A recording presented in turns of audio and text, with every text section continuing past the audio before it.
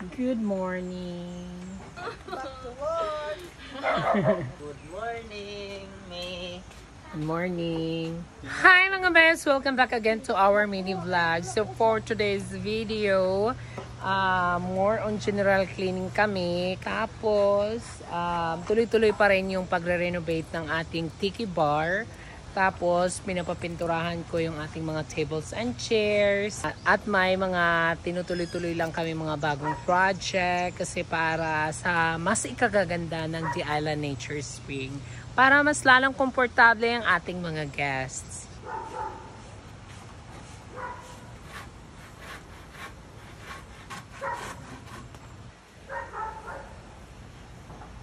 Tapos, pinaakyat ko na rin yung ating mga niyog kasi namumunga na naman siya, guys. Nakakatakot kasi baka may mahulugan tayong mga guests. Yung safety, yung ating i-priority. Hindi ko na pinapakopra yung mga niyog dito kasi pinapatanggal ko na agad-agad yung mga bunga. Nakakatakot yan kasi. Diyos ko, may mapurakan, day. So, ayan mga Vev, ganito yung kilay natin today. Malalinta kasi para nang lalaban siya, nag-attract siya ng swerte. Oo, parang naispalto lang dyan na parang linta ang kabila. Hindi pa nagdatingan yung ating mga guests. Kailangan makakilay na tayong ganyan. Ay, pero nang lalaban ang haba dahil kilay, day. Huh? My guess?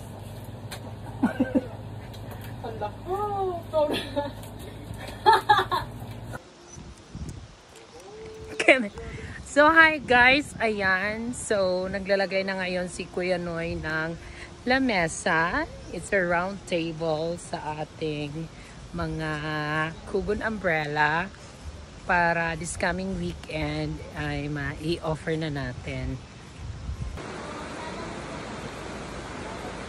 Matatapos na pala ni Kuya Noy itong isa. Pang ano na lahiya guys, pan rostas na lang ato ilaro.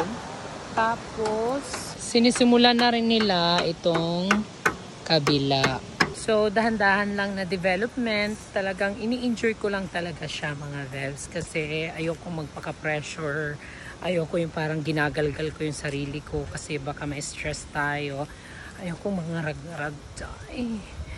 Eto, gusto ko nang magbalik alindo. Gusto ko nang magpa-fresh. Keme. Hala, kaupay na, Kuya Libby. Ayan, tapos na guys yung ating pangatlong kugon umbrella. Ang ganda-ganda na guys. Ang linis-linis, ang kinis-kinis. Ayan, ready na siya for lagyan ng polyurethane. Mas maganda ito ngayon guys kasi makapal-kapal yung galvanized na tubo yung ginamit dito. Yung bongga na siya. So ma-offer na natin ito siya agad-agad this coming weekend. So ay paalala lang mga Bev, bawal mag-smoke dito kasi kugon materials ang ginamit. Bawal na bawal. Tapos na rin ito guys, yung malapit sa ating entrance. Kailangan pa siyang lihaan kasi para makinis, matanggal yung mga ligas-gas dito sa mga gilid-gilid. Grabe guys, ang ganda. Na-appreciate ko talaga yung bawat design namin ni Kramer. Simple lang yung aming design pero worth it kasi alam mo yun, yung pinaghirapan talaga. So dahan-dahan na improvement lang kasi baka ma-stress tayo guys pag biglain. Dadami lalo yung mga utang natin ito. Tapos nagpa-grass cutter na rin ako kasi malago-lago na ulit yung ating Carabao grass. Kailangan siyang i-maintain ng bonggang-bongga kasi para ito ay presentable tingnan at hindi masukal kasi baka mamaya merong mga ahas dyan.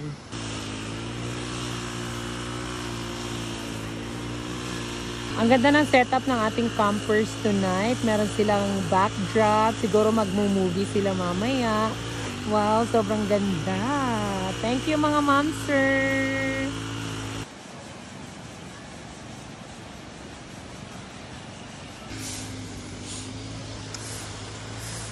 Tapos, sinantay ko na lang si Kramer Ford kasi lumuhod siya ng bayan. Bumili siya ng mga karagdagan nating chairs para dito sa Kugon Umbrella para ma-offer na nga natin siya this coming weekend. Ayan, excited na kami. Sana tangkilikin nyo guys ang aming pinaghirapang design. Sana you will love it and you will be relaxed. Support local.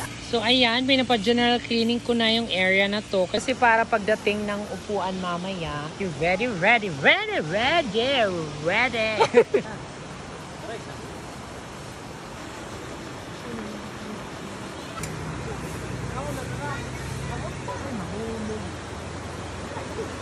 Ta! Tama na! So, ayan guys, dito ko ipapalipat sa malapit sa entrance kasi para pagpapasok sila dito, may liwanag agad. Yung balayan na yan guys, ang mga lawa. Hari, nakabili ka?